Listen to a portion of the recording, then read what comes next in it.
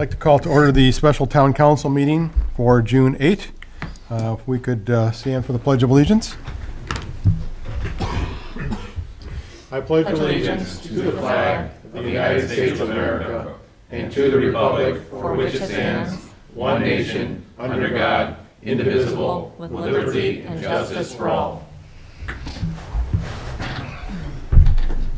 Roll call. Mike Aurelio. Here. Brian Blazak. Present. Wayne Pondinas. Here. Mike Schilling is absent. Gerald Swets. Here. Joe Wizawati. Here. David Westland. Present. And Beth Hernandez present. Okay, we have a quorum. Item 2, new business. A is appointments. To consider appointment of specific individual as Parks and Recreation Superintendent. Joe. Thank you, Mr. President. So, members of the council, I'm very pleased to announce that we have finalized the selection of a candidate for the Parks and Recreation Superintendent. As you already know, we've interviewed the finalists for the position. Prior to extending the offer, I had conversations with each of the town council members regarding the selection of the candidate. I'm pleased to announce that Michael O'Shea has accepted our offer of employment with the town of St. John. Mr. O'Shea has 6 years of experience as Park Superintendent for the town of Dyer, with 16 years of experience in the Parks and Recreation field. Mr. O'Shea has a Master's of Science in Recreation, Sports, and Tourism from the University of Illinois Champaign-Urbana. He is a certified Parks and Recreation professional, which was a requirement by the town's job posting. Mr. O'Shea was instrumental in helping Dyer Parks and Recreation Department grow and strengthen bonds within the community, as well as securing grants. In fact, one of the references indicated in his grant writing abilities were far superior, and they also said he will be a good addition for the town of St. John. Finally, Mr. O'Shea is a resident of St. John as well. So, members of the council, at this time, it would be appropriate to entertain a motion to confirm the appointment of Mike O'Shea as Parks and Recreation Superintendent. Okay, do I have a motion? So moved. Thank you, Mike. Is there support for that? Thank you, Brian. Questions or comments? Yeah, I got a question. I didn't know anything about this. I knew about the interview with him and another gentleman. I knew the other gentleman was offered that position, but I didn't find out anything until probably Saturday. And I sent all you guys an email expressing my views. I can read it now, or I can just let it go. But none of you have gotten back with me, and I had some questions about it, and I won't bring those questions up. But I don't think it's right, and I think I need to see, and I don't know how many people have this package, his benefits. Is that gonna add to it? And we're gonna increase his salary by that salary by $17,678. That's a lot of money. Now, this board did away with the Parks Department, and we could have had Tyler, but Tyler, because of the political nonsense that was going on with us and them, left. And we could have got Tyler to stay, but I think the damage was already done. I think that this is a lot of money, $17,000. Where's the money going to come from? Do we have to do another appropriation? Did we think about that? And what kind of vacation is this gentleman going to get? Vacation time, sick time, that's going to add to that, isn't it? Well, that, and in most cases, that should add to his salary. Well, he's a department head, so I believe the vacation time is pretty standard all the way across the board. But where's the information for that for somebody to look at? Does Mike have it? Does Brian have it? Does Mike Schilling have it? I know I didn't get it, and it would have been nice if you would have just answered my email or said, okay, fine. I did listen to the one interview. I couldn't listen to the other one. I had that opportunity, but that's not your fault. I couldn't make the other interview. Okay. I'd like to make a few comments. So Tyler, I had the privilege to work for a few months with Tyler. The fact is that when Tyler left, we attempted to keep Tyler. We offered him additional money, and he didn't want to stay. He left and went to Chesterton. So, if what you're saying is that we could have offered him this additional money, he would have stayed. We offered him more money. He didn't stay. But you didn't offer him this much, most likely. That and- may be right. I'm not sure exactly what the and we- dollar amount was. So anyways, can I finish? Yeah, go ahead. So, and I also, I object to your comment that somehow the rest of us got more information than you did. I asked, I said, Can I finish, please? you go ahead and So, finish. we all sat through the interview with the two candidates. The process was, our town manager, he vetted through the applicants, and the two that were qualified, and I only saw two as well. I did not see any of the others. Did you see any of the others? Okay, I didn't either. No. So, and we both sat through those, and you're aware that the first gentleman got an offer. Right. He did not accept. I got that. So you sat through the interview with Mike. Right. And I you did. sat, so you know as much as the rest of us. Okay, what you don't know is this is the third time. This guy has been passed up 3 times. This is his third time coming back to the town. If he was so good, you would have. Mr., if I can interrupt, please, we're talking about a personnel matter in open session. I just want to caution the Well, council. I'm just saying what happened, and it's not right. So, And I would like, I mean, if you're going to do this, Mike, you're a businessman. so all I want to make sure is it's clear, because the accusation that some board members or some councilmen received additional information that you didn't is not true. I asked. That's the point that I didn't want to make accuse, sure I make. asked. That we all received If you the same all had information. the same- Excuse me, all of us received, that's my main point. If you have additional information and everybody's entitled to their own opinion and their own thoughts, for sure. Amen to that. So, but I received the same information, had the same information to make the decision as you did. I object to the comment that, any of us received more. I'm not aware of any of that. I asked. I didn't say you did. I said, did you get any more information other than me? But at least you guys all had the courtesy of finding out that you were going to hire the second guy. I didn't get that until Joe called me. And that was on Monday. So, again, it's just called communication, Mike. Whether you agree with me or I agree with you on everything, that's just how things should move. Communication does a lot of good things if you use it the right way. Fair enough. All right, then I'm going to call for the question. All in favor of the motion to confirm the appointment of Michael O'Shea for Parks and Recreation Superintendent signify by saying aye. Aye. Opposed, say nay. Nay. That is approved 3-1. Mr. President, Yes. I may introduce Mr. O'Shea. Please do. Mike, if you would come up, say a few words if you'd like. This is Mike O'Shea. Congratulations on your appointment. Yeah, thank you. Thank you for the opportunity. I'm looking forward to it. St. John resident. I've been in the field of park recreation since 2006. So I have a lot of ideas, a lot of plans that I like to do for the good people of St. John. So I just thank you for the opportunity, and you won't regret it. And I'll be here the first day. I believe it's the 20th is what we talked about. So thank you again. Okay. Thank you. Congratulations. Look forward to working with you. Congratulations. Okay. Item B, ordinance 1771. Joe? Thank you. So the ordinance as presented amends the Parks and Recreation Superintendent's salary. As most everyone knows, the previous superintendent's salary was significantly low in comparison to other communities. This brings the salary to a competitive level and more in line with where we should be. I want the council to know that, for the record, and that I did have conversations with our former park superintendent regarding his salary, and that it was our desire to retain him. So I did ask the specific questions with regard to what it would take to retain him, and it didn't matter about a dollar amount. He had already made up his mind that he was determined to leave at that point. So I respected that, and he respectfully declined that. We have had conversations with each of the town council members about the proposed salary, and the salary ordinance was submitted for the council's consideration on Friday. Okay, so do I have a motion to consider ordinance 1771 on first reading? So moved. Thank you, Brian. Is there support for that? Second. Thank you, Mike. Questions or comments? Actually, just if you could clarify one thing, Joe. So the package that Mr. O'Shea is getting was similar to what we've done in the past, with the exception of the salary.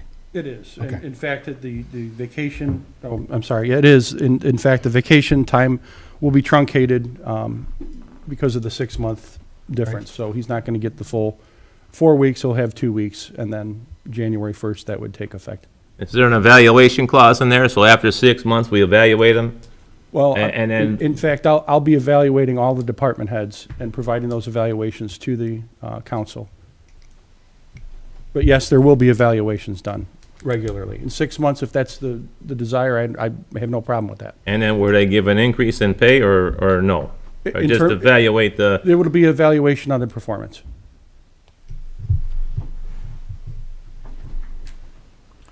Any other questions or comments? All right, I'll call for the question then. All in favor of motion to consider ordinance 1771 on first reading signify by saying aye. Aye. Opposed, say nay. hey, That is approved 3-1. We will go on then to item number C, financial matters of the corporation. Item number 1 would be a motion to approve an independent contractor agreement with Kelly Lindholm for Parks and Recreation Day Camp. Joe? Yeah, this is for the day camp instructor. This is basically done regularly, independent contract with the individual for the day camp. Okay.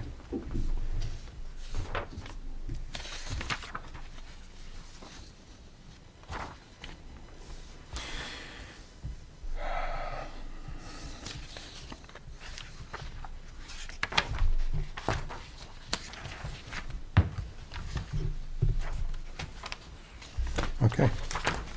So do I have a motion then to approve the independent contractors agreement with Kelly Lindholm for the Parks and Recreation Day Camp? So moved. Thank you, Mike. Support for that? Second. Thank you, Brian. Questions or comments? All in favor signify by saying aye. Aye. Opposed, say nay. It is approved 4-0. Item number 2, motion to approve the repaving at the entrance of Heartland Park. Joe? So this, if I could, the revised agenda that you guys received on this states that the amount will be $18,700, and that's for Holland Asphalt, just for the record on that. This is to repave the entryway to Heartland Park. The contractor is ready to mobilize and get this done as soon as we can get this underway. Okay.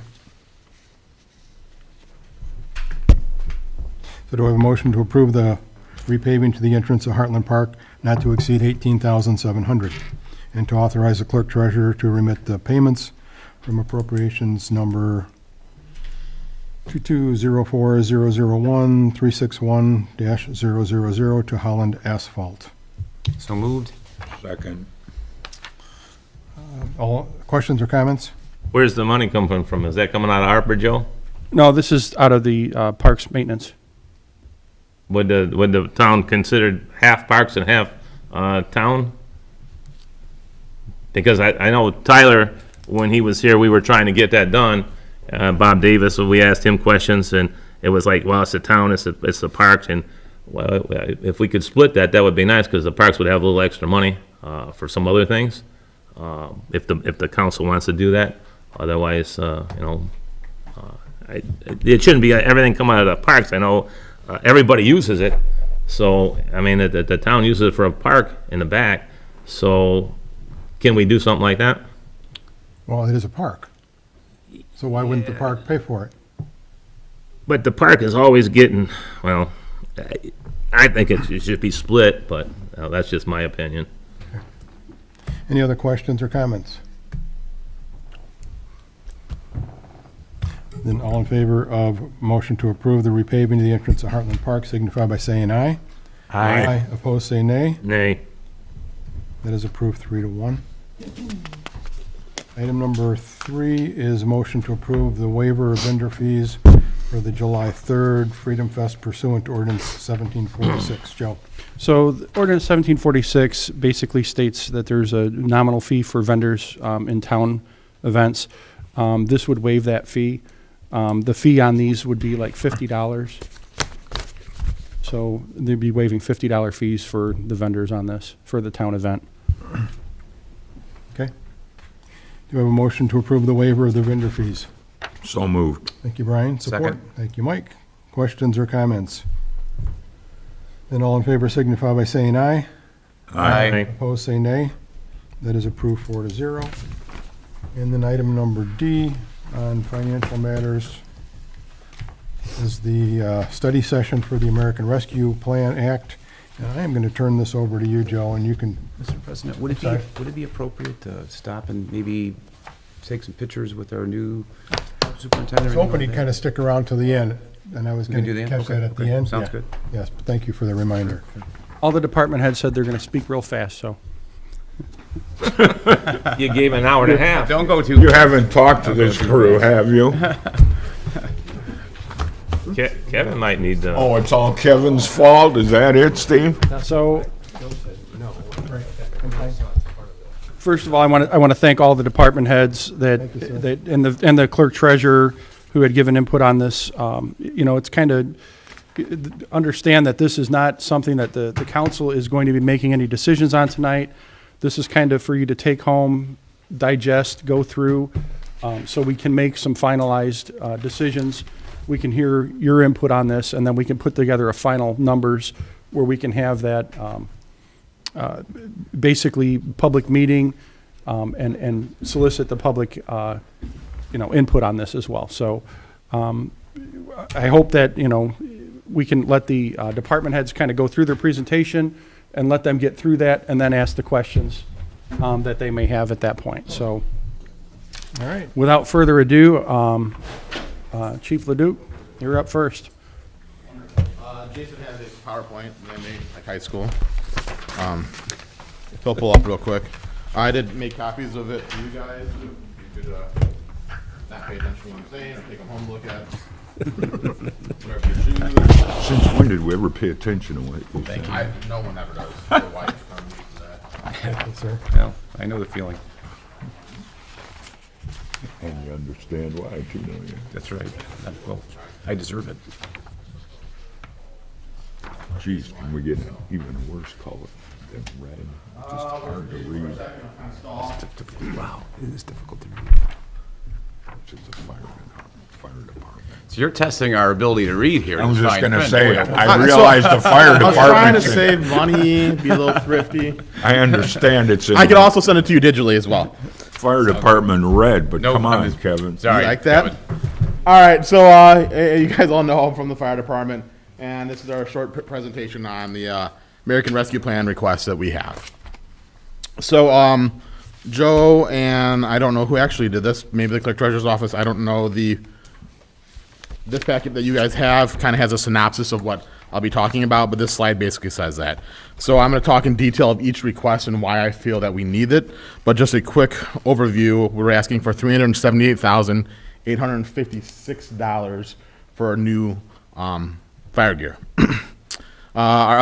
Some of our other requests is safety building build out completion, so that'd be $440,000. 2 additional firefighters at the cost of $286,731. Ballistic vests at a cost of $15,000. Vehicle radios at a cost of $20,000. Conference room AV upgrades, cost of $8,000. Toughbooks, laptops, or tablets are really tablets, but we have it under Toughbooks at $8,000, and training site renovations and upgrades at $100,000. Giving my grand total, or the fire department's grand total, at $1,256,087. Sorry, let's say that like I understand. $1,286,587. All right, Jason, the next one, please. All right, so currently, St. John Fire Department has more than 70% of its members in non-compliant gear. By compliancy, who makes this compliancy rule is the NFPA. NFPA 1981 states that fire gear can safely and effectively be used for their protective ensemble and elements up for 10 years. These pictures are really hard to see, but the first picture on the top left shows that gear is from 2006. That was our last major purchase of gear. In 2006, we ordered 30 sets of gear. These sets do not have the built-in drag rescue device, so basically what that is, if a firefighter goes down, we have basically webbing that goes around us that's built into the coat that we're able to help drag that person in or out of a building and help save that person. It also has lost the vast majority of its protective chemical treatments, and the material itself degrades. Of that gear, 15 of that specific set has already been sent out for repairs and is not in working order. We have met with three major companies and three major gear companies, so manufacturers, and 5 different sales companies for representatives for the gear. We did wear tests and comparisons of this available professional studies and information they provided. We decided to go with FireDex TechGen 71, with what they call 25 Interceptor packages. So the Interceptor package is kind of my second set of points there. Interceptor package is a secondary set of gear. It's not structural gear, so it's not meant to go into fires. It's meant for EMS calls, rescues, things like that. So right now, if we go on an EMS call, our members are using their fire gear, which also, if we get blood on it, we have to launder it, which every time we launder our gear, we lose some of the protective coating that's on it. So the 25 sets would go to our full-time members and our paid part-time on calls, our volunteers. We would also include, the total quote includes helmets, a cancer filtering Nomex. Thyroid cancer is a very high cancer in the fire service because of the particulate matter that's get caught in our Nomex hood. So we're looking for particulate matter filter hoods. We would get 2 of those, and every time there's a fire, I would say, hey, Wayne, let me have yours. We'd launder it, give him another one, and we would just rotate those. So it's a cancer prevention type thing. This new gear is lighter. It offers more protection. New gears also will aid in cancer prevention initiatives. So again, it's built so you can launder it more, but also will have that particulate matter filters in there. So we're blocking some of that cancer-causing agents. And this will be piggybacked into some other requests that I have down the line. But if you look, the top picture is just a 2006 set of gear. The picture adjacent to that is a 2006. The picture on the very bottom on the left is a 2006 set of gear. Again, not compliant, 10 years lifespan. The 2 other pictures are of new gear. So we do still get some new gear, but we've never gotten enough to replace and get everyone in compliant gear. That's request number 1. Thank you, Jason. All right, request number 2 is the public safety building and a build out. So since the construction of the public safety building, the population of the town has nearly tripled in size. Both the fire department and police department have added members, but we have not updated that building. The building was built for future expansion in mind. And again, we don't call this a fire station, we call this a firehouse. The reason we call it a firehouse is we live there. We're there for 24 hours at a time, every 3rd day. This is another home for us. This year, we did add private sleeping quarters so that our men and women do not have to have an open air room with no separation. The council did approve that. This proposal is to finish the annex, the open space upstairs, which I have the pictures here. What this would do would make a clean gear storage downstairs. So we're very cautious of bringing our fire gear into our living space because we don't want that there. So it would have a special room just for gear that's separate from our living quarters. So we could keep that cancer-causing agents out right next to our laundry room for our gear. This would also finish the concrete floors in the bay, paint the floors, add new lines on there, and walls throughout the station. More importantly, upstairs, we would address our undersized and aging kitchen with our day room and add a new kitchen upstairs in the day room. Additionally, the PD would receive 2 offices and new evidence room. This project would ensure that the firehouse remains functional for years to come.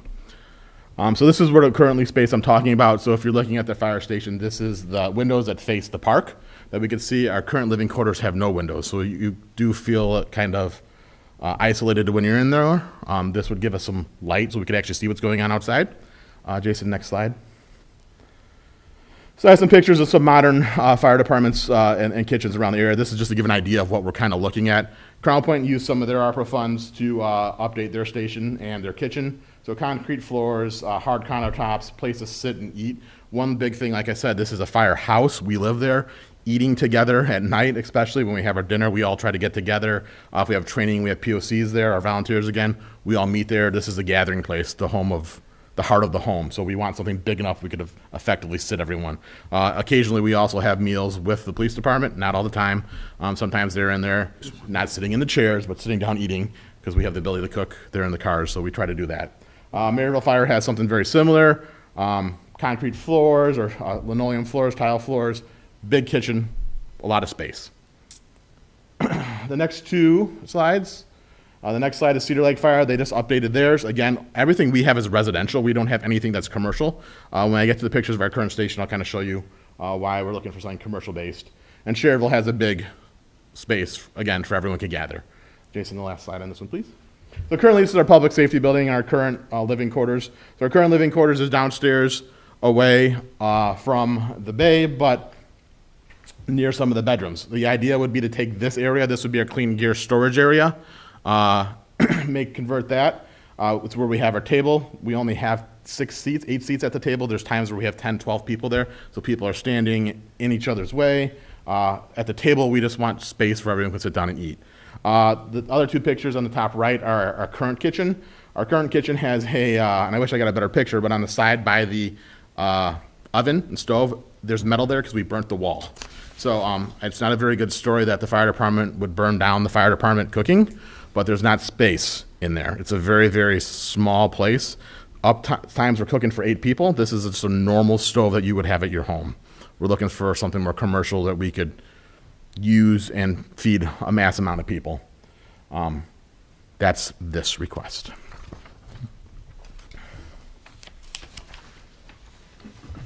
One thing that I was advised that something that you guys, the council, would entertain is in the 5-year plan, we do have an additional firefighter in the year 2023 and the year 2025.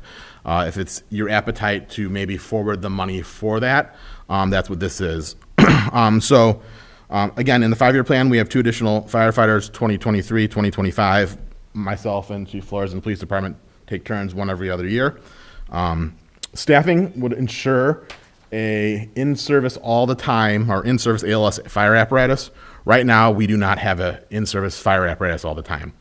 Why does that affect us and why is that important? ISO is the insurance rating organization that affects all our homeowners. If we have a provided dedicated fire apparatus, your insurance would go down. And I can answer that honestly because ISO answered my question. So just keep in mind, this request is not, we don't currently and constantly always supply a fire apparatus. I staff minimum 3 people. That supplies me an ambulance and 1 other person. Okay, there's times where we're asking for more help. We want to have the staffing to provide that dedicated fire apparatus so we can ensure safety to our town. This will allow that. One thing to understand also, we did apply for the SAFER grant. The SAFER grant is a FEMA grant. This would allow us to have some funding. We asked for 9, knowing that's a pipe dream. The reason we asked for 9, that would be 3 on each shift. So ideally, in the perfect world, I would ask for 3 people at a time because then I could increase a service. So adding 1 or 2 people doesn't allow me to increase that service constantly. It allows me to increase that service 1 shift, so 33% of the time. If I get people in multiples of 3, I could add that service across the entire calendar. So asking for 9, so what would happen would be if we obtain this, the grant pays 100% of their benefits, salary, and education, and equipment associated with hiring them for the first 3 years. After year 3, the grant cuts off, and funding would have to be on the town.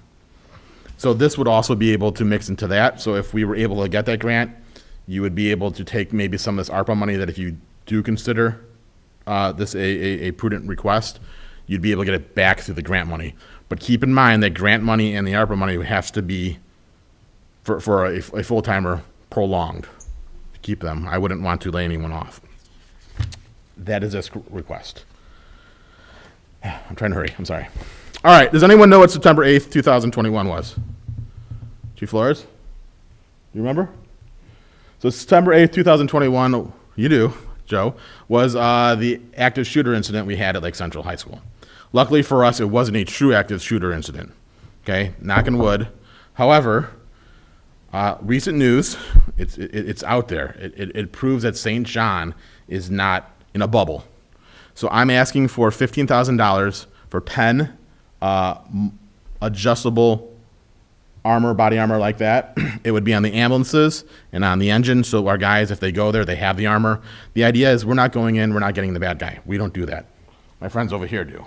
What we found out from Columbine, though, and all the things that happened since then, police go in, their guys go direct to threat, they get the bad guy. However, in Columbine and all these other school shootings, unfortunately, we walk by kids and other people that were hurt. we weren't going to help them because we were worried about getting the bad guy. The new science is we'd go in with police officers. So I'd go in with Daryl and Chief Flores, and they would guard me essentially, and I'd be taking care of people and moving these kids, students, whoever, to a safe place, and then we would evacuate them out. The hot zone we wouldn't be in. So again, I'm not looking for a gun. I'm not a police officer. I like running in the fire. I like running away from this. But I also realize that this is a very unfortunate thing that we're dealing with, and we could effectively help and save lives if we're able to go in with cover from the police. So that's what this is for. We would ask for grant funds, so I've been very lucky, knock on wood, hopefully my luck continues for grant funding. We would also need ballistic helmets and some additional bags. Basically, the bags would have a lot of tourniquets and a few specialized Band-Aids. We're not there doing all our paramagic that we would normally do in the ambulance, but it is just to stabilize a person, drag him or her to a safe place, and then when the bad guy or girl is done, we get them out. That's what this is for. Vehicle radios. So I'm nearing the end. Vehicle radios. I'm asking for 20 grand for vehicle radios. These are the mobile radios that are currently in our rigs. With the current fleet, we are short 2 radios, and however, the additional radios will be used in new vehicles as well. So you guys just approved the new engine. We would save some money by using this for the new engine, having those 2 radios. One thing that you will hear soon from Chief Flores and I, that our current portable radios are going to be moonlighted by Motorola. So basically, Motorola is no longer supporting them. We can still use them. They will still work for a while, but soon we'll be asking for more portable radios. This is different than the portable radios. These radios are affixed to the truck, and they will still work for time coming, according to our dispatch and Motorola. I'm ready, Jason. So conference room upgrade. I'm asking for $8,000 for a conference room upgrade. So this was equipment present in 2006 when we built the station. So it's replacing the AV system that does not support current technology and audio visual inputs. There's times where we have, like, for example, we had our insurance agency come and talk to us. They wanted to give a presentation. We weren't able to use it because nothing connects. During COVID, this is when we really found this out during COVID, when we were virtual on everything, having meetings in there, having a big group in there to have a meeting. We already have a screen. This is just replacing the projector, some of the AV stuff, so the connections are there. This is more, Jason could probably talk techie to you, but this is so it would work with modern day technology. Why is it important that COVID's over? So now a lot of our continuing education found out that it worked remotely. So we have a long list of continuing education as paramedics that we have to continue. They want remote. They don't want to see us anymore. They want to have remote. So if we're able to do that and communicate with them, so have like a small teleconference system on there, so that phone on the table, again, above my tech grade, the phone on the table where we could all talk, that type of thing, so back and forth, so they could see us, we could see them. It would help with education and accommodate these classes. All right, Tough Book update. So again, I think a better title for this would be a tablet. But again, Tough Book is just a rubberized type of tablet or laptop. It's easy for me to say. We're probably not the easiest on some of our equipment. We don't use it in the best of environments. But these are some of the things I'm talking about here. We use these tablets in a varied fashion. For example, all of our patient care reports are done on an iPad. That was by suggestion of the company that, the PCR company that says iPads worked at the time. So we use those. We have a OtterBox on them. We've been very good so far on them, probably to my surprise and Jason's surprise. Those help us gain information on calls. We also use tablets like this. The tablet in the top left is our MDT, mobile data terminal. Those we use to gather information from dispatch, same thing like PD has in their car. We could get information that, hey, don't go there, there's a bad guy. Hey, this person has COVID, XYZ. The code on the house is this.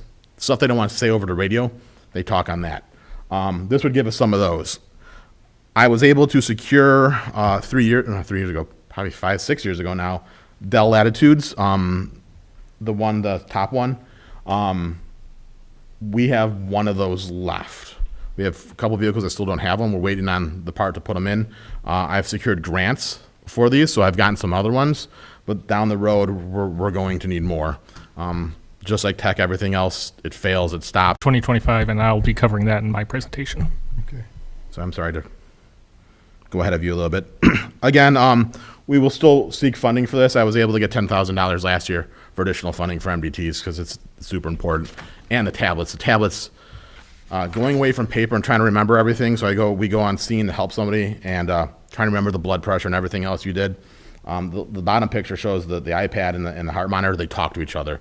And then we can send it all up to the cloud. And then when we sit down and do the report, it's all there. And then we send it to the hospital. It's much more efficient. And I haven't been in this position or field very long, but even better than when I started. It helps with patient care. So that's what that's about. Is that per unit, Kevin?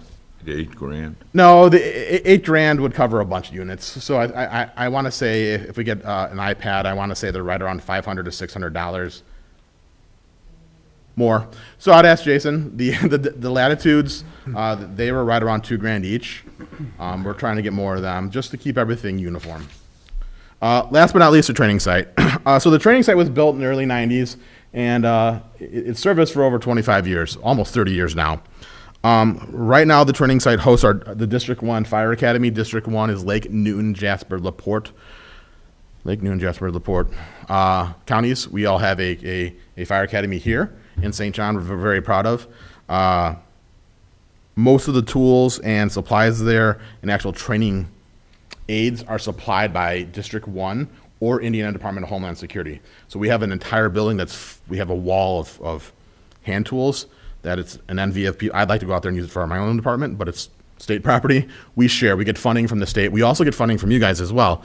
Yearly, and I think this will come up later in the ARPA request, yearly you guys do a donation that helps us fund the training site. So the volunteer organization owns the property and they run that. This is something that we're looking to just upgrade a little bit. So one of the big things that we found out, we do not do live fire trainings. Why would we want to do live fire trainings? We want to practice how we would in real life.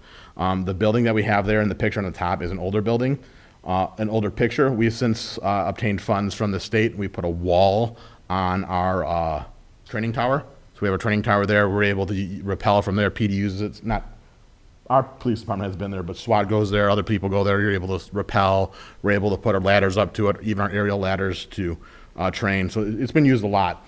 But one of the big things is the live fire training. Live fire training is what we need to train on. The only place to do the live fire training. Live fire training is what we need to train on. The only place to do it right now is in Valparaiso at the MAC. Our building is not certified for it. We have people in our department that have NFPA 1403 live fire instructors that we'd be able to do this if we had the right type building. So on the bottom, the picture on the bottom is Beecher's new structure. It's a Connex box structure, and these are now the in thing and more fiscally responsible thing to do, because if damage is in there, you burn in one box, you're able to take the box out and replace that box. It's set up as, I wish I had a picture of the back, it's set up as a walkout basement. So one of the big things that we like to do when we get there, we walk around your house. We like to say, hey, there's a walk-up basement, there's this, there's that. It's called doing a 360. It's getting situational awareness. It would help us with that.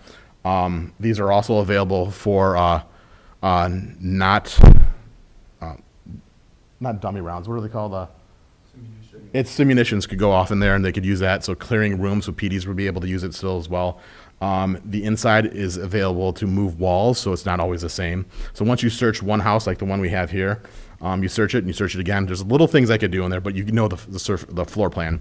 If I went into your home and I don't know the floor plan, you get surprised, especially when you can't see. So this is something that, again, would help us. One other thing that I would like to do is add a classroom. And the reason that this has came up, recently we started working with Lake Central High School and the Career Center, and they were willing to host a class at our training site. One of the biggest stumbling blocks that we had was we don't have an on-site classroom, and there was only one bathroom there. So if we were going to host something like that, and the cool thing is if I was in high school, I would jump at it. You get high school credits for it as well, and you would come out at age 18, you'd be able to be a firefighter. You have the firefighter cert. And the state just changed the full-time pension to age 18. So we are having a hard time getting people in the fire field. This would have helped us. This isn't the only reason it didn't happen this time. Students, having enough students and having their parents allow it, and having that career track was really the goal. But having another bathroom and a classroom on site we would even be able to branch out to other schools and maybe make this a regional thing that St. John will be able to host. All right, one other slide, conclusion. Joe's giving me the stop talking. All right, so again, we're asking for a total of $1,256,587. So my two top capital expenses are gear and station upgrades. I get this is a rather large request. We feel these requests affect our safety. This will also cement the fire department as a cornerstone of our community. The fire department has actively sought alternative funding sources, at least since I've been the chief. Again, we have been blessed and received the vast majority of those grants that I have applied for. Currently, we have the SAFER grant, again, that's open for 9 firefighters. We also have an AFG grant, which is Assistance to Firefighters grant that we went in with Dyer for our air packs. If we were able to obtain that, that would save the department and town nearly $400,000. I'm hoping to hear about that every day I check. We, like all the other departments in town, worked throughout COVID, helping our community diligently and safely, and any consideration from the council will be greatly appreciated. Thank you. Thank you, sir. Questions, or are we doing that at the end? We do questions after everybody's done. Thank you. Thanks, Kevin. Jerry, if you want to entertain questions after they're done, that way they can finish up. It's up to you. No, because one of my questions is going to be, is there any overlap? And I so got you. unless they hear everybody else's, we don't know if the overlap is there, so. Bobby, get this done. Quick, lock the bank. Run for the doors. Hang on to your wallet. Lock your wallets. You got this put up or no? I sent you this done. Yeah, I emailed it to you. Oh, no.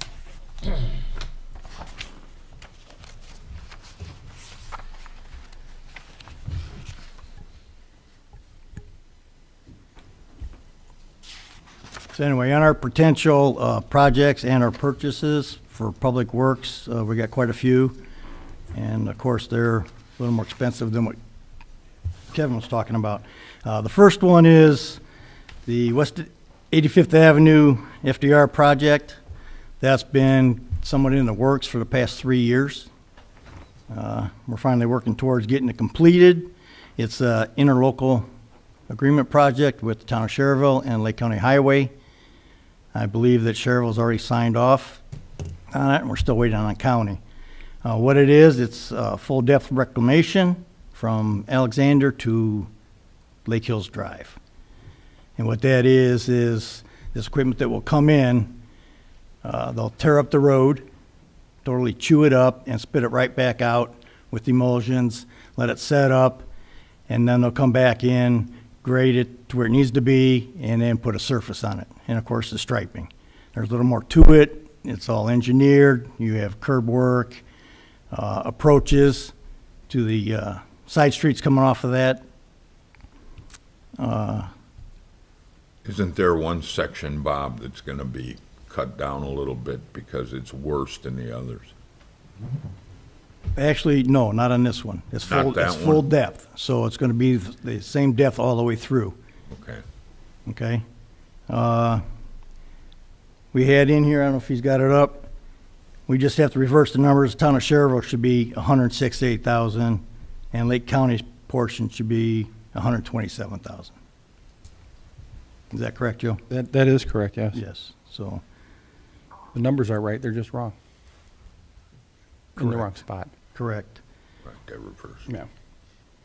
So that's what that is. That's just not a milling the road and paving it at its full depth to try to get down to the good sub-base on that. The next one we have is 93rd Avenue repaving from Marquette Street to Blaine Street. That's been failing for several years. It's gotten to the point that we can no longer temporarily patch it and make it work. We were going to try to include some of that into the Klein Avenue extension, but we won't be able to wait that long. So we're looking at getting that repaved, and that's about $331,000. And then Joe's been working on The funding for that, other funding, Yeah, so with respect to that, so we've got 127 and 168,000 coming back from Sherrville and Lake County. The total project cost for the 85th FDR project is about 688-ish. So that would leave some money left over to kind of get the 293rd Street projects done, this being one of them.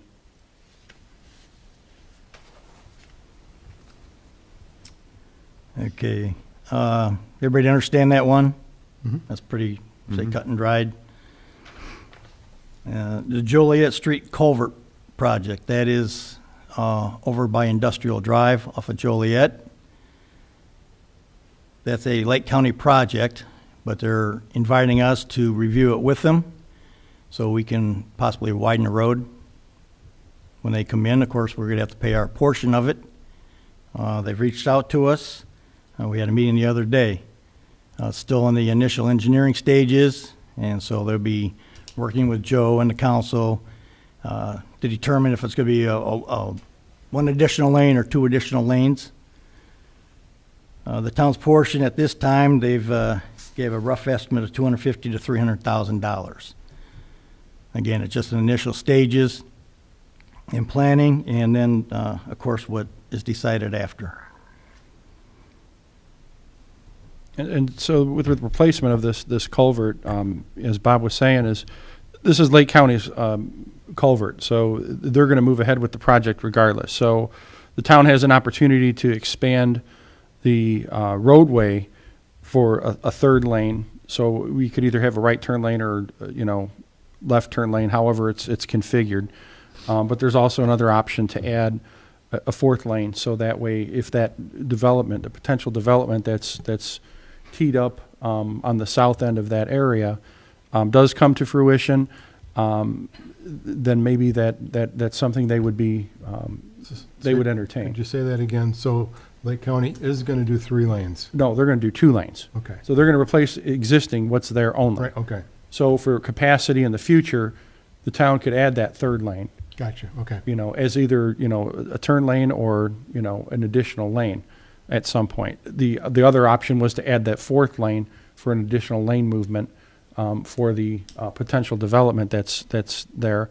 I did have a conversation with that particular developer, and they are interested in possibly doing something on that. So that's more to come, but, they were interested in the fact that it's in engineering right now, so. Will that include a bike crossing then? That would Lake have, County's? on the north side and south side of the road, a lane for Okay, pedestrian and or bike. okay, good. All right.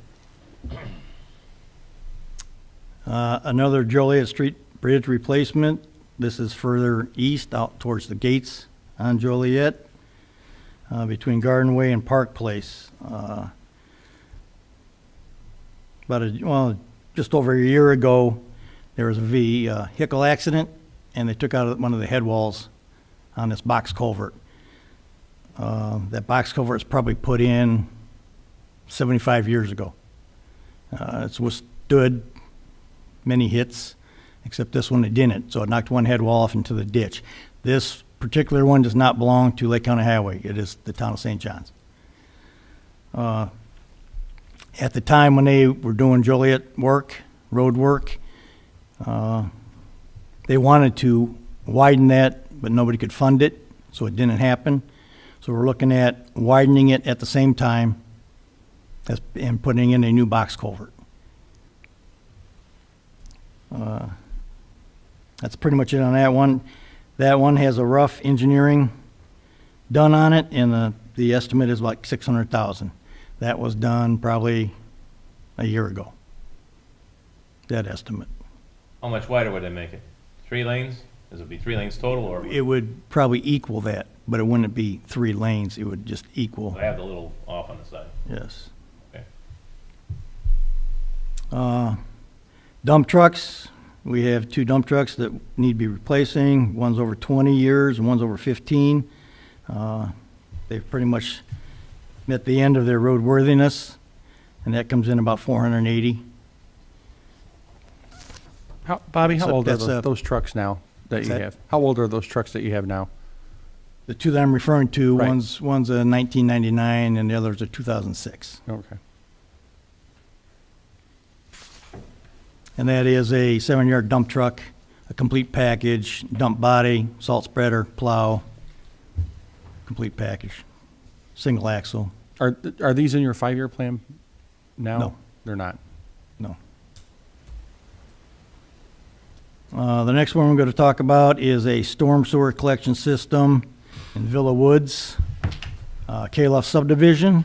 The subdivision was put in around the early 1960s, and there's 3 of them right in that area, Wildwood, the Oakwoods, and Forest. There are no storm sewers. This particular subdivision, the Oakwoods, they have curbs on it, but no place for the water to go. And people pump their storm water out into the curb line and just runs down the street. There's only one inlet in that whole subdivision besides Calof's addition. So what happens in the summertime, it just sits there, it gets slimy, the residents don't like it. In the wintertime, it gets pumped out, freezes in the road. Of course, we don't like that, and the residents don't like that. And it just gets wider and wider as the season goes on. You can't take enough salt and even melt it away. So we're looking at possibly this subdivision getting a storm sewer put in. That comes in right now at about $715,000. And that would tie everybody into a stormwater collection system. The last thing I'd like to talk about is a salt barn. But with that being said, before we can even do that, we need to purchase property. You can't put it on some land that we don't own.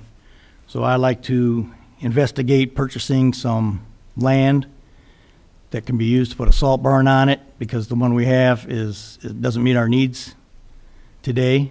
We've struggled the past couple of years, either between storing it, trying to get enough of it. This past winter, trucking was an issue. We couldn't get it.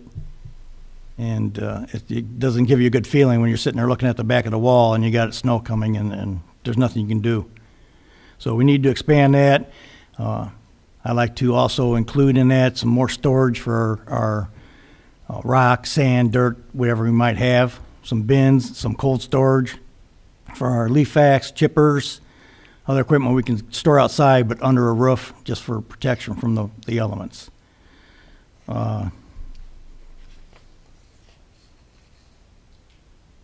There's a couple places that we have in mind. We'd like to research it. We don't have any cost estimates on them, but I would like to proceed with Joe and possibly looking at a couple places and see what we can do. There's also interest that if we get a large enough piece of property and its location, other departments, town departments, might have possible uses for it too. So it wouldn't be just for public works, it could be for possibly parks, police, maybe even fire for training. So if we get a decent sized property, we can make things happen with it. So Thanks, that's Bob. all I have. Chief Flores, I think I'm going to have you come up next because I think they're going to do theirs back to back, if that's all right. Chase. Yeah.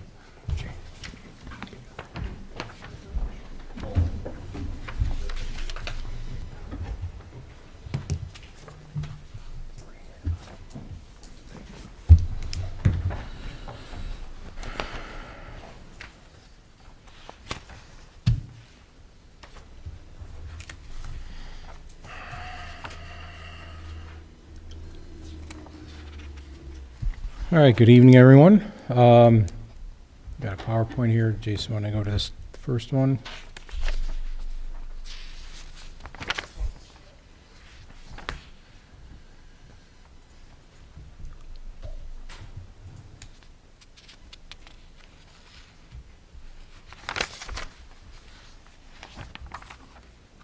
Okay. So the first project we have here, that you see before you, is the hiring of 2 additional officers. This would get us through the years of through 2025 as Chief Leduc said, we had, 2 that we were supposed to get in 2020, or one in 2022, another one in 2024. So this gets us 2 additional. So this is basically all their salary benefits, the equipment, car, everything else that we have to get for them once they're on, and moving forward all the way through 2025 for 2 officers is 641, 948 is the total for our whole package. So this would increase our numbers. We just added on an addition to replace the officer that left. So we're at 24 now. This will put us up to 26. And as I expressed before, with our population right now, the national standard, we should be about 40 officers with the amount of population we have here in this town. So we're pretty far behind still. So this would also help. I want to get away from 2 officer shifts, which we still have quite a few of those because we're so short. So I want to get it to where we have at least 3 minimum at every time. And for us to do that, we would need about 28 to do that. So this would, help us get there. So that's my number 1 priority, obviously, is to build our numbers, to get our numbers higher. With as fast as the town's growing, it's crucial, and it's dangerous to have 2 officers out there, as you all know. So that's our first project. The second one is our license plate reader camera. We currently have 1 in town on the north end of town. We are looking to get 2 more, and one would be on the east side of town near 93rd and Klein somewhere, and the second one would be in the area of 231 and 41. So basically, that would cover all 4 sides of the town, because County and Dyer have a couple cameras on the west side of town already. That covers 101st coming in from the near the state line area, and then on Sheffield there's some in that area as well too. So to do both of those intersections, to get east or both directions of travel, with all the equipment plus the installation for both of those, is $71,475. So that's all through Vigilant, which the parent company is Motorola. There are other systems out there. Another one that's commonly known is called Flock, and their system's just as good too. However, basically 90, I would say maybe 85 to 90% of the cameras in Lake County are this system here, Vigilant, and that's who the Sheriff's Department has, and all the surrounding agencies around us use Vigilant. So that's why we went with them. And Flock and Vigilant do not talk to each other. So any plates that Flock picks up, we're not getting those, and vice versa. So that's the reason why we went with Vigilant, because that's basically what everybody else around us and in the south suburbs and city of Chicago use Motorola's Vigilant. So that's our second one. The third one is pretty self-explanatory. It would be 2 additional police cars to replace some of the older cars in our fleet.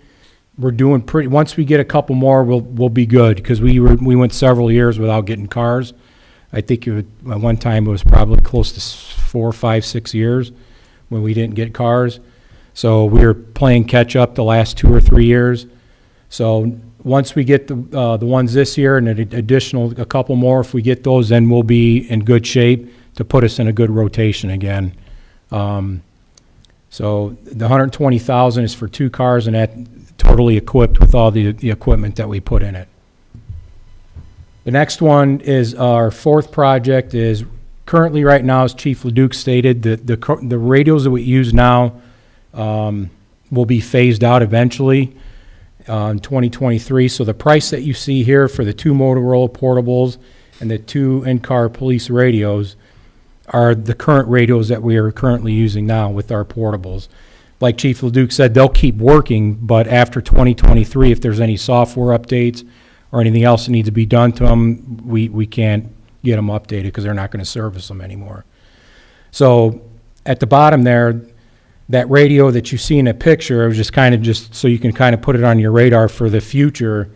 What they're basically forcing us to get through the county and through the system through Lake County is the Apex Next portable. which is $7,900 for one radio. So eventually, we're going to have to place 30 portables with that radio, and we have no other option, because that's basically the county system. That's what we have to go to, is this Apex Next, because that also includes a monthly $15 service fee that you have to use because it has Wi-Fi capabilities and all that. So if we were to go into Lake Central, it'll connect to their Wi-Fi system and the radios will work. Because we had a situation, obviously, at the Lake Central, when we had our situation there, our portables, we couldn't communicate with people inside because they didn't work. So these portables here would allow us to communicate with each other through Wi-Fi. So that's kind of in the near future, so I just wanted to put that out there so you're aware that eventually this is going to come up. And also the fire department's going to have to replace theirs at some point with these as well, too. So it's going to be a very costly project, which I'm not happy about, because it's, give me a portable, I can push a button and talk to somebody. That's all I need. I don't need all that fancy stuff, but unfortunately, that's out of our control. So right now, to do the 2 portables in the in-car would be $14,660 with what we have currently. And then the next one, Jason. So next one is our taser cartridges. As we use those, obviously we have to replace the cartridges. So we're looking to get 50 cartridges to have on hand at $40 per cartridge, and that would be $2,000 to get those. And as Chief LeDuc said, the PDFD restorations and renovations there up in the 2nd floor, that would give us 2 offices additionally to what we have upstairs and 1 evidence room. Unfortunately, when the station was built, the evidence room that we currently have is pretty small. And Joe saw it, there's stuff stacked everywhere because it's tiny. It should have been built way bigger than what it was. That was kind of poorly thought out in my opinion. But anyways, so this would allow us to take some of that stuff that's in there, it's been in there for years that we still can't get rid of, and take that upstairs and secure that in a secure evidence room. We'll free up a lot of the space down there. And then 2 additional offices for future growth if we end up getting, a 3rd detective down the road, or detective supervisors, or whatever the case may be. So that will allow us to do that as well too. And I got the price of $120, and I believe that's our portion of it, correct, Joe? Correct. Is that right, Kevin? Okay. So that would be our portion, our 2 offices in the evidence room. And of course, the evidence room would have all the security measures that evidence rooms need, cameras, locks, so on and so forth. So that's what that all encompasses there. So other than that, that's all we got. That was an applause. A good touch. Excellent. Very clever, Steve, very clever. All right. So yeah, any consideration with our projects, we would greatly appreciate it, and I thank you for your time. Thank you.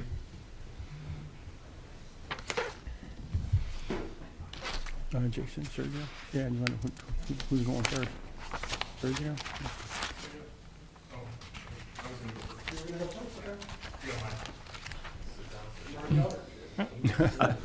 You will be last, exercise. Sergio.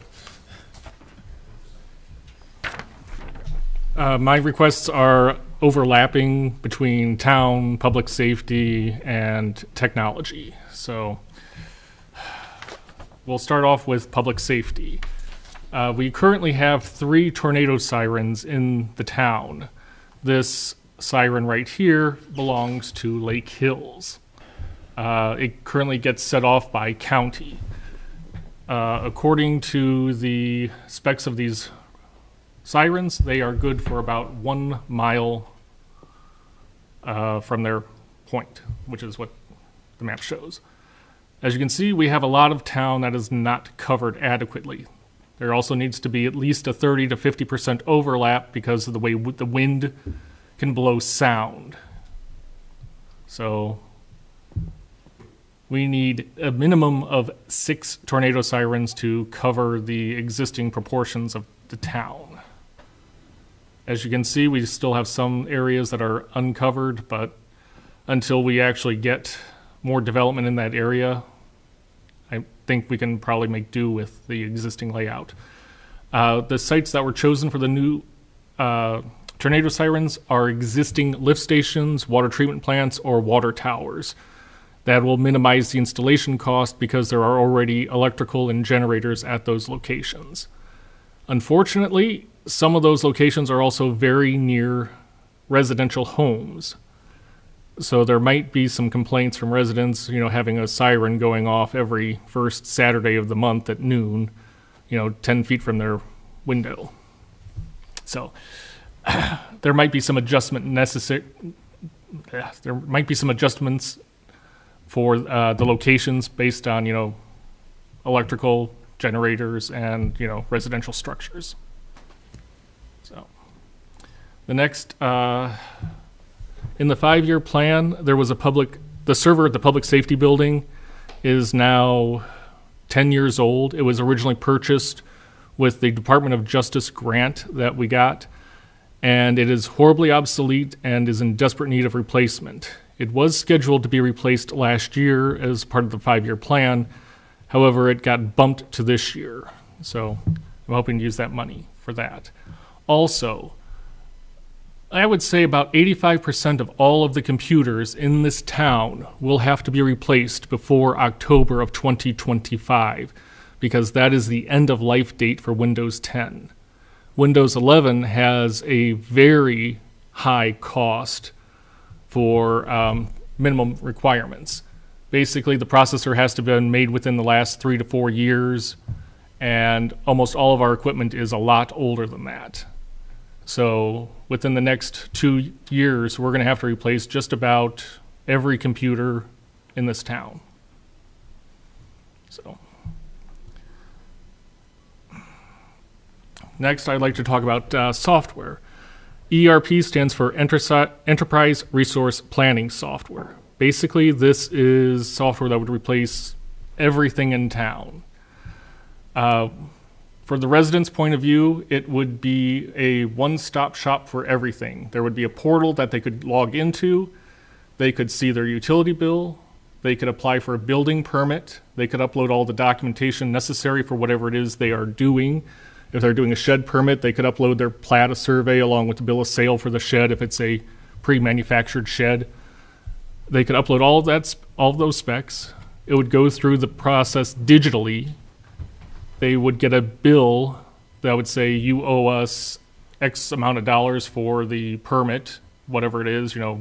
I think sheds are $60. I could be wrong.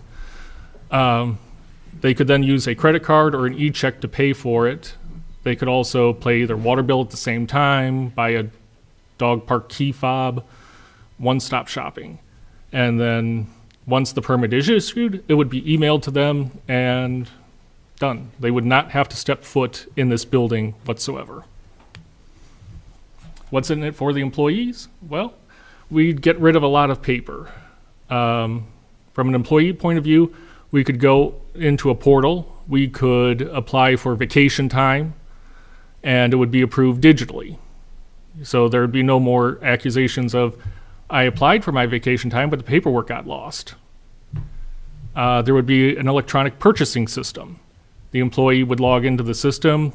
They would put in, I want 10 widgets with the appropriation number of XYZ. It would go through the digital purchasing system. The department head would approve it, the town manager, the town council, et cetera, et cetera. And then once it's approved, it would be ordered. Once it's received, the employee would then go back to the website. They would click on Received. That tells the system that it was received. The money is now earmarked to be paid and would automatically be put on the docket. So there would be a much more streamlined system of, eliminating paperwork.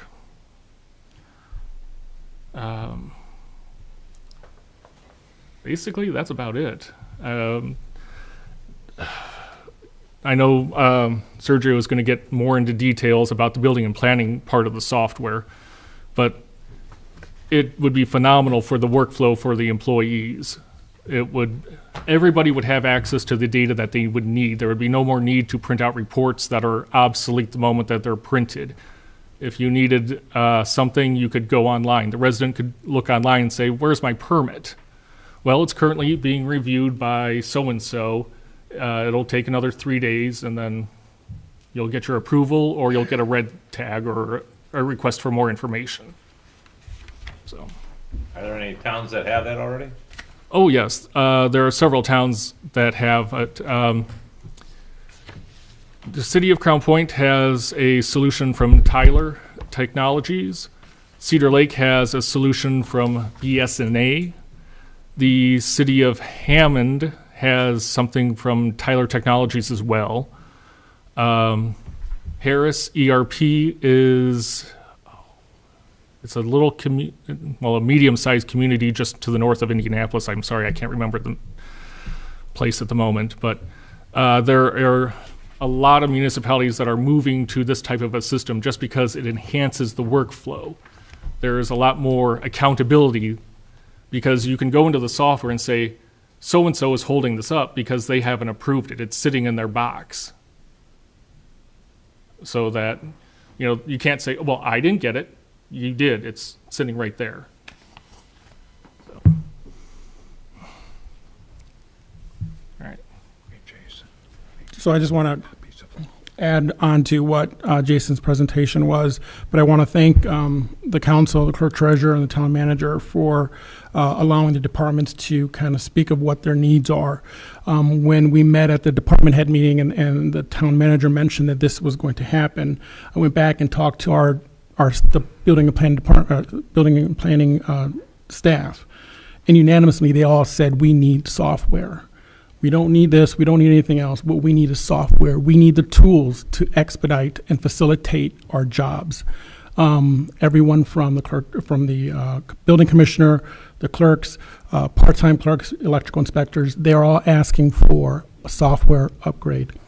And so what I want to talk to you guys about is why the need is now even more important than more necessary than ever, especially coming through this pandemic. Prior to the pandemic, things were done differently.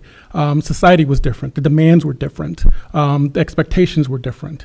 You would go out and do your shopping. You wouldn't do online. Things wouldn't get delivered. You wouldn't get the information that you needed within a minute's time or a second's time. And so society's gotten used to those types of societal changes that are occurring now because of this pandemic, the way we've been working. And so that is also passed on into the building and planning department. They're calling, we're getting calls, inundated with calls. What's the status of my permit? I submitted it yesterday. Well, we have over 20,000 permits that we review or inspections that we conduct. We can't do this in 24 hours, even in an 8-hour working day. But at least if we had a software program that can give us the ability to say what the status is, the resident can check in 3 in the morning when they can't sleep because they're worried about what the status is of their permit. They can check in and see what the status is. The idea would be that well, let me go ahead and move forward with this presentation.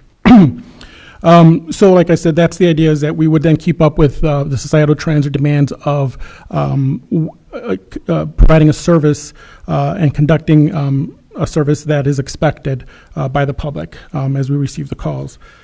So that's the request. So the next slide I want to talk about real quick is the ERP software.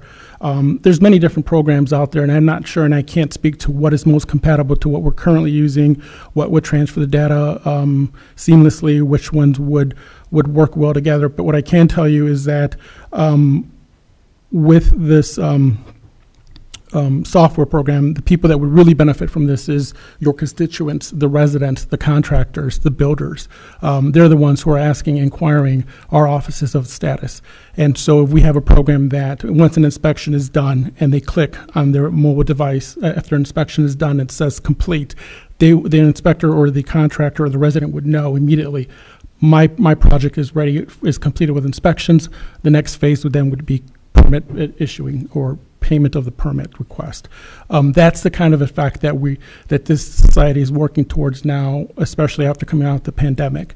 So this gives us the opportunity to respond at the rate that the public is asking for this information. It also allows for information to be transferred by the public. We get numerous calls. I don't know if my neighbor pulled a permit, but can you check on them?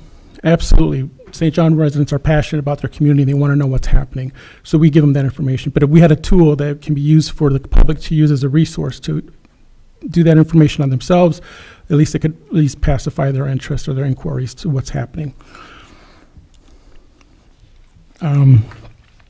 So with the ERP software, I mean, like I said, there's plenty of programs out there. I'm not sure which would work best, but but the thought is that it would increase service level demands. Again, we would have because of the new expectations, we would be able to respond to inquiries faster and receive them quicker as well, at the convenience of the residents, of the constituents, of the contractors, whoever is really wanting this information as quick as possible.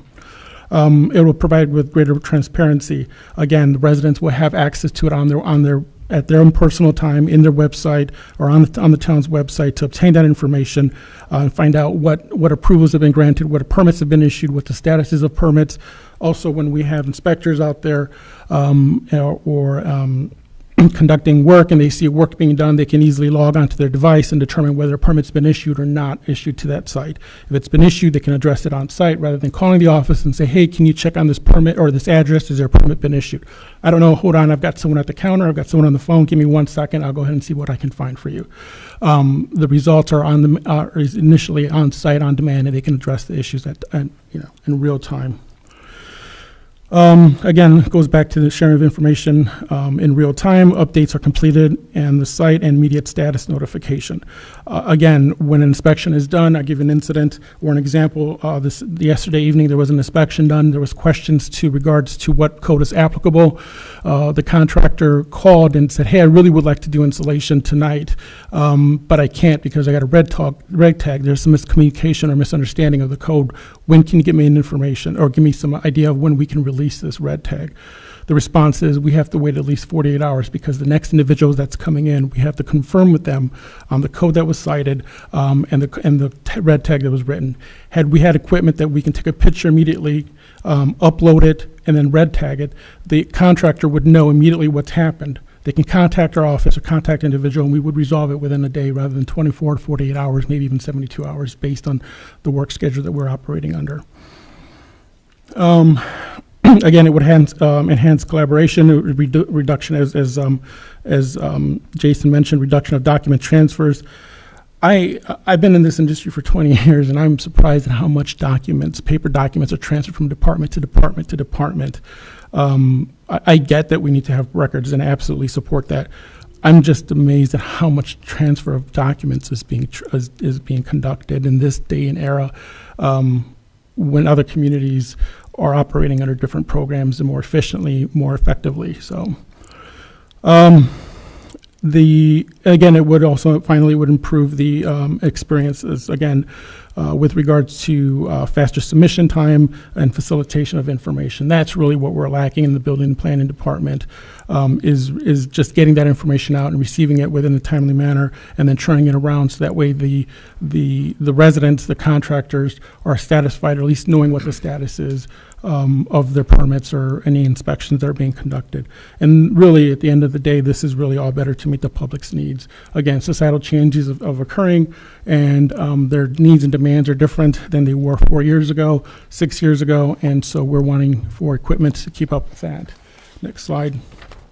And so the way we see this software program, any ERP software program that's compatible with what we're working with, it really is, we already have a GIS Esri program that is a tool that is not being used to its capacity. We also have a Nearmap program that we've acquired for the town services, in which we currently use as well. Marry that with the GIS Esri program, and you've got a phenomenal program. Add an Esri software or add an ERP software program, you've got an amazing tool for the community that can be used by the employees and the residents. So that is really what we're asking for, is to have this department become more adaptive and agile for services to become more efficient and effective for your constituents, for the contractors, and for the residents of St. John. That is, yeah, I think that's it. And see what the last one is. Yeah, I'm asking that you at least consider this one request for $350,000 as a strategic investment into the town's assets that we already have, assets, whether you see them as programs, people, whatever the case is, and really advancements of the town's human capital. Again, this opportunity would give the town's employees the opportunity to allocate their skills to other resources and expedite other projects as well. So that's my request. Sergio, do you and Jason, have you guys worked out a number or at least an idea of what kind of money we're talking about? It really depends upon the departments and the modules that you want to purchase. Everything is a la carte. Of course. So, yeah, if you But I want. was just curious if you had a ballpark. The initial implementation, I'm going to guesstimate somewhere between $350,000 and $400,000 because there is the initial huge upfront cost. Get the initial base. Yeah. Right. And then depending upon other options, you have the other large cost is going to be your data conversion charges because some building and planning has building permits going back to 1997. That's when this database was written. And it's going to take a lot of time to move all that data into something current and supported. Especially the age of it. Yeah. So with regards to Jason and I communicating, Jason has a different language. He speaks IT. I just tell Jason what my wish list is to help facilitate the workload and the response to our residents, and Jason then digests that and translates it into IT language. So Thanks, Sergio. Thank you.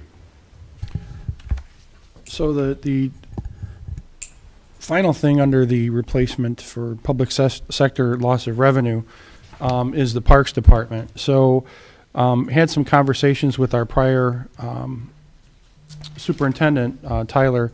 There were three items that he was very keen on getting as far as ARPA allocation. Now there is $100,000 allocated in the 5-year plan for the pickleball court, which would be the proposed park that's just east of Gates on Klein Avenue.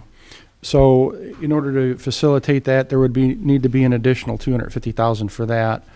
One of the other things that he thought was needed was to have a pavilion and a restroom at the Gates Park.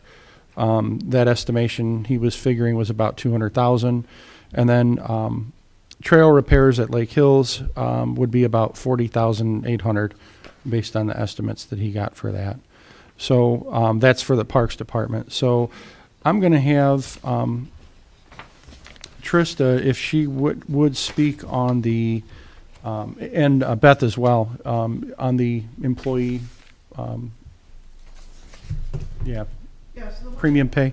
I wanted to mention, Joe said that the Parks Department was the last thing in the revenue replacement. However, part of the item listed under the premium pay really needs to be considered as lost revenue anyway. The first responders, the people on the front lines, turn it on maybe. Sorry about that. Do I need to repeat what I said? Please. When I started talking, indicated that one other item to be put into the lost revenue category is part of the premium pay that's listed. The first responders, police, fire, would be appropriate premium pay recipients under the ARP guidelines. Other employees of the town, though, who you might also like to give bonus to, should not be paid as premium pay because they're not on the front line responding to the COVID pandemic. The lost revenue category you can use to spend without definition, whatever kind of government services you want to. And so someone like maybe in the clerk's office, despite the fact that their work was very important and that they may have spoken to people in the public, it would not really meet the same definition of a frontline COVID interacting employee. And so we just simply would call that lost revenue. One thing, do you have anything to add to that little piece? No, I agree with that. One other thing I want to add, though, quickly is these categories are good, and it gives you as the committee and the council a way to frame the priorities of where you want to spend. And it gives the public some categories to know that you're still responding to the pandemic losses and still have some other important areas other than just spending money on regular government stuff. But there was the change by the feds that anyone who received less than $10 million in total money could call everything lost revenue.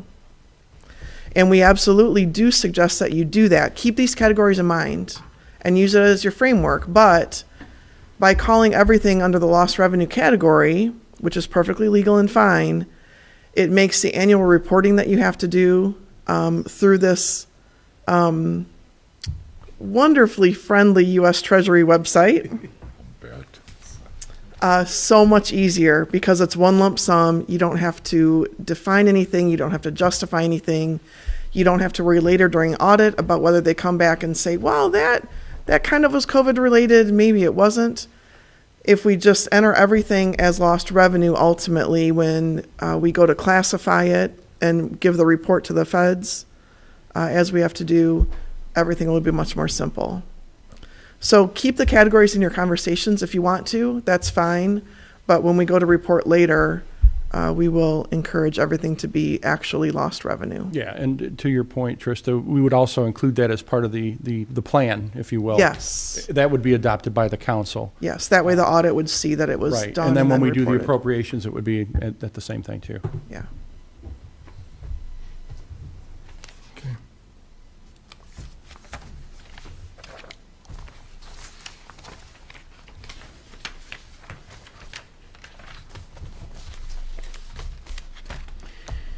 It's question time. So I've got some questions. I'm sure you guys have questions as well. So let's go right back through the same order that we started in. And we'll talk to fire first. I can find my questions. The answer is C. I pick C.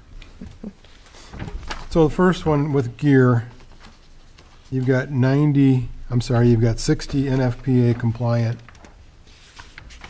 something, but 25 sets of EMS gear. Yes, sir.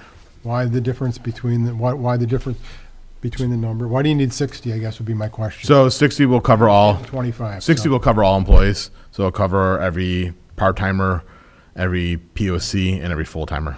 Gotcha. Okay. Ballistic vests and gear for 10. For 10. So those. And I understand what you're going to use those for. Could you go with half of that? I mean, are you going to have more than 5? So on a good day, we will have 6 on shift. Okay. Plus Deputy Chief Gillette and I, and then if we have a POC that's hanging out at station or a student or someone else, we do respond with 10 regularly, especially for something like that. Okay.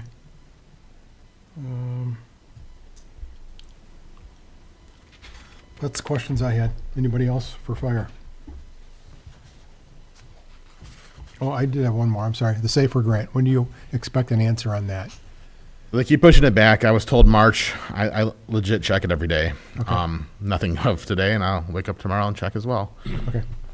When was that submitted? You remember? It was due end of January. Okay. So you've been on the hook for what, 5 months already? So so it's through FEMA, so through the federal government. So I'm sure you guys understand how quickly things like that go. They were supposed to meet after FDIC, the big conference in Indianapolis. They did meet then. They had a significant amount of applications. They did 2 cuts then. We're still in the running, but it just says still submitted. So if I wasn't still in the running, I would say not declined. It'd say declined. Okay. Anybody else? Okay, next. And if any of the council members have any questions, obviously there's a lot to digest here. You know, just send them in writing. Great.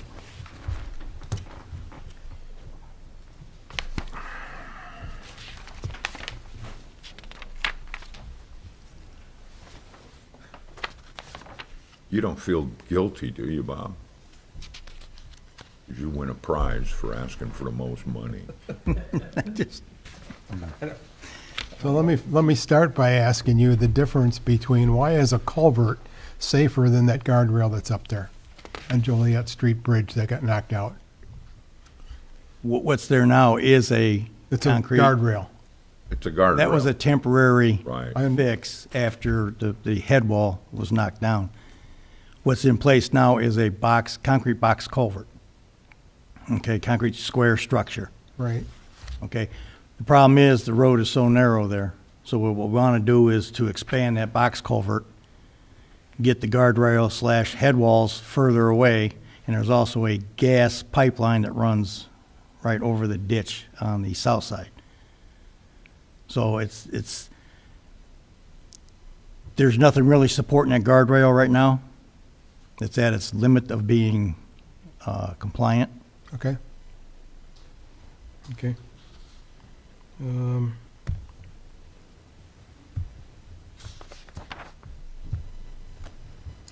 Salt barn and the property. Is some of that in the budget for this year or the 5-year plan? I thought we had the salt barn was earmarked, or at least some money for the salt barn was earmarked for this. Originally it was. I don't know if it's still in there. It's under your GO bond. You took your general obligation bond out, and roughly 200,000 is earmarked towards the storage unit and a brine system. And it's under the GO now? Correct.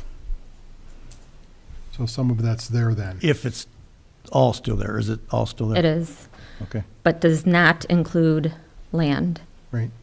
Okay. Anybody else? That's all I have for Bob.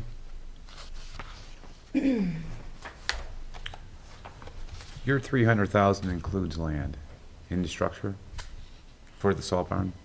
What's that again, Mike? Your estimate within your ask, that is just for the salt barn itself, not the property? Pretty much probably I for see the it property. separated out, 250 and 300. Yeah, pretty much, well, Property. 250 roughly could be the salt barn itself. We're probably looking at 300 for property. Just, Got it. Thank you. So you're at 5.5. Questions? I think it's a good idea. Okay. All right. Thanks, Bob. Thank you.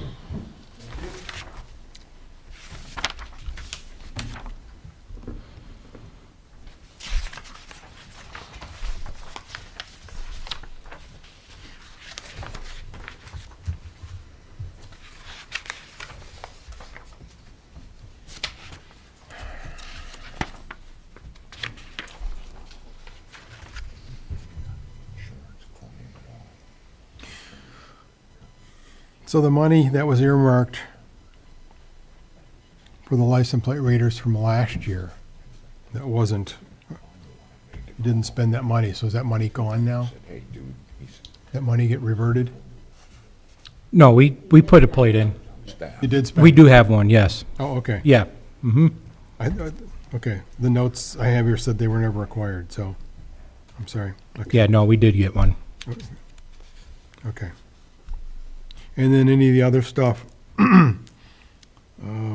part of the 5-year plan that we were really kind of had built into our The budget? cars, they're in there. And then we don't have the license plate reader in there. We do have replacement tasers, but not the cartridges. Okay, Yeah, okay. So basically just the cars then are in the 5-year plan? yes, correct. Everything else would be additional? correct. Okay, And the employees. right. What's that? The employees are in the Yes, 5-year plan. Yeah.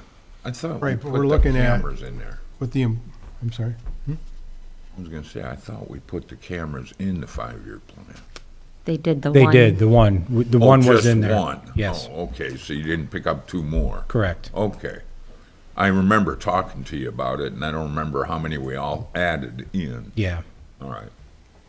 Yeah, so my goal was, with police and fire both, is we've got, if we look at what the plans are between now and the time that these funds need to be allocated, you would be hiring 2 guys, fire would be adding 2 guys, and so if we can use the ARPA funds to employ them now, when we get to the end of The term. the term there, that's already gonna be budgeted money, so it's not like we need to find additional monies at that time. right.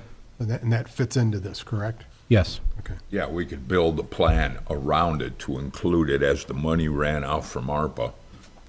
It could go right into the 5-year plan. correct. Okay. I think we talked about that too, didn't we? Yes. Yep. Chief, do the LPRs require digital storage like a body camera system does?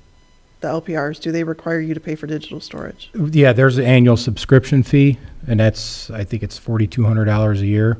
Oh, that's it? Yeah. Okay. Mm-hmm. And that's enough storage for what you think you need? Well, we don't store anything on, that's all stored on, like on a cloud through the Vigilant system. No, I know, but that price point, though, I'm saying, that gives you Yes, enough storage assigned to you to St. Correct. John's for what you need. it does. Yes. And is that 42 included in the 71? That is not, no. Just hardware? Just the hardware and installation. So the build out for the safety, public safety building, you've got 120,000 earmarked. We've got 440 for fire. Those are two separate numbers that need to be added together for that building, correct? There's not an overlap there. Correct. If I may, so we did speak to two different. Hi, Chief Flores.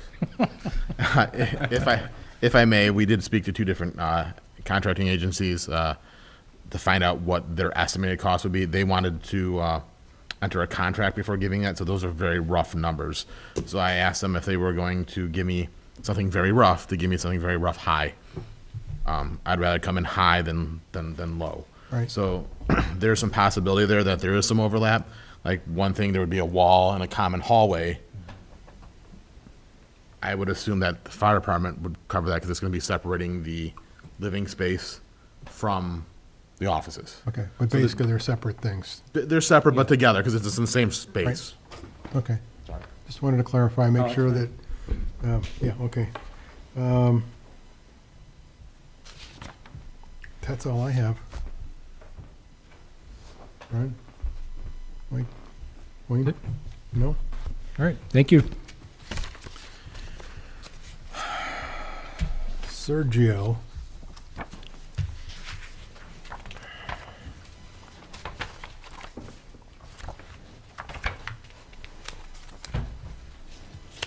Have you got things at all built into anything in the 5-year plan forecast? Did we build anything We didn't in? build this into it, no. Okay, It was in the first version of the 5-year plan, but it was removed. okay. I remember talking about it, but I don't remember what we decided to do with it. So the software that you're anticipating, I guess this could go to Jason as well. It's going to be able to piggyback onto the GIS system and the map system that you're currently That is the using. idea, that we would be able to merge the, through the GIS system, which would have polygons established for the lot lines, for property parcels, I should say, that we would establish a point within each of these parcels, and then within that point, you can attach attributes, and those attributes would include building permits, anything that comes from that, inspections, also with on-site inspections, they can be uploaded in real time once they're completed. Because right now what happens is the guys go out there, do the inspections, they get the paper ticket, go out to the sites, run around town, get the inspections done, bring it back, and then file them. And so the idea would be that that would actually be done on the field in real time. Okay. So at the end of a whole building process, when a guy comes back with his development and says, okay, I would like a refund back on the money that I put up, my bond money or whatever. With software, you'd be able to review, make sure that all the permits are done? Yeah.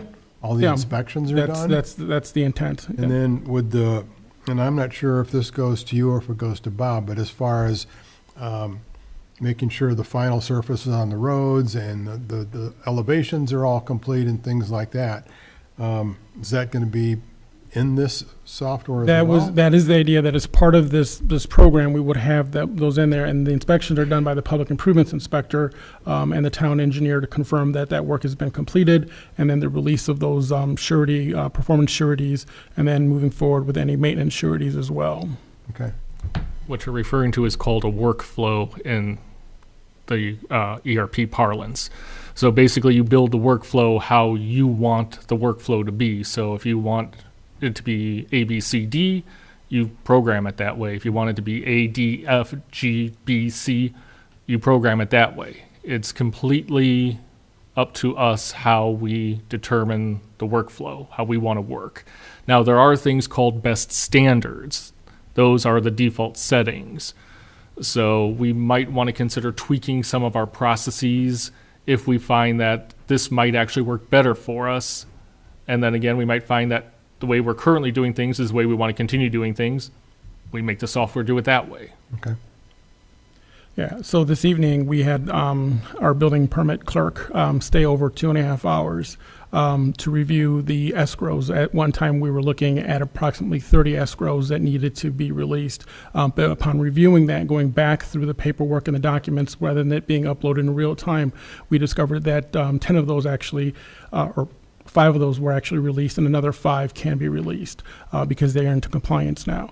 Okay. And so the goal would be then that we would reduce that type of workload, and it would be captured in real time. Okay. So does the 350, Sergio, that you have listed, the 350,000, in addition to what Jason has listed as the 816, or it's included? I don't know. It's included in the 816. Now, The 350 is his portion. Right. Okay. As well as the one-time upfront cost of everything. So also those numbers are about 4 to 5 years old. I did estimate a little bit higher due to inflation and everything. And again, a lot of these numbers are going to depend upon what modules we choose. You know, if we find that there's new modules available that, you know, do things, we might be interested in them. Mm-hmm. So the price might be higher, might be lower, it just depends. Yeah. So then my questions then, thank you, Sergio. My questions are then going to come back to you. So is this a cloud-based service, or is it going to be a hosted service? Or you're not sure yet? Well, most of the companies offer both options as on-premise or cloud-based. On-premise is going to be less expensive because you are not paying the company to host your data for you. So yes, there is a larger upfront cost because you have to invest in a new server and some new licensing, but your long-term costs are going to be much lower because you're not paying them to do all of that. Okay. And then you mentioned how easy it was going to be for people to look at their water bill or pay their water bill and things like that. My question is that crosses over to Beth's side. Can you do water in this without messing up your Keystone system? Yeah, we're just going to stick with Keystone, so we would not, my office would not go into any of the additional modules. We're pleased with our Keystone system. It meets SBOA guidelines, and so we're going to stick with that. Okay. Totally get it on Sergio's side, why you would need some sort of software, but we're pretty pleased with ours. From a resident standpoint, we have Invoice Cloud, which is a one-stop shop. They can pay miscellaneous fees and pay their water bill all in one.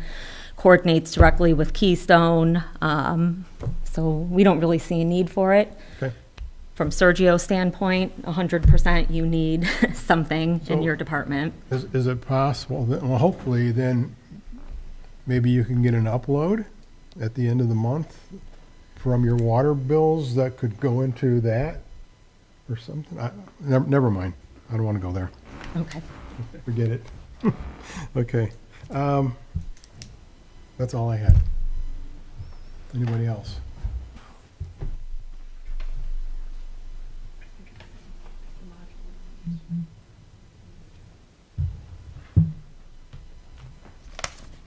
Okay.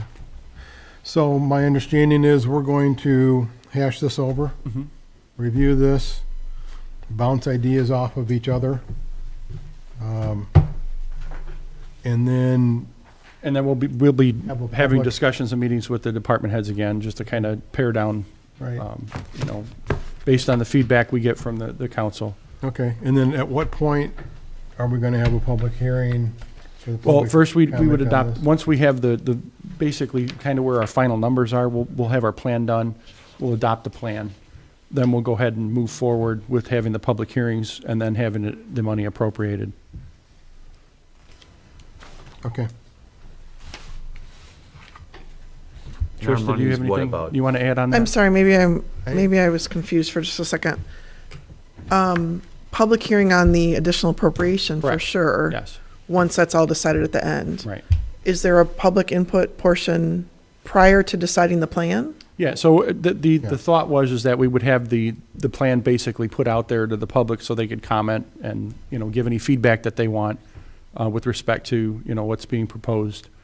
Obviously, that feeds into the public hearing portion of the appropriations as well. Gotcha. Either that or we could do it as a study session, kind of like building and planning does, just to get some input, but we can do it, yeah. Yeah, totally up to your preference how you want to run it. I think the public would feel more heard, I guess, maybe, if you had one way, whether it's a hearing, whether it's a way to email, whatever it might be, to post some ideas before you put the plan in writing. Well, I would agree, but we need to fine tune a little bit of this. And then I would like to make that public, maybe put it on the website where anybody could download it that wants to see it. Sure. So then they can either email, or when we have an open session, whether it's a study session or whatever, then we can allow some public Give them comment. some information to review and comment on. Sure, yeah. So I'd like to condense this before we send it out to everybody else to say, well, here's what we're thinking about. Mm-hmm. So that's kind of what I was thinking. That makes sense. That's fair. Okay, I'm fine with that process. okay. And just one final thing, I want to thank all the department heads for all your hard work and input on this. This was, you know, good job tonight. Yes, thank you, gentlemen, for being here this evening. This is a big chunk of money that we can do some amazing things with for this town, and so your input and suggestions are valuable.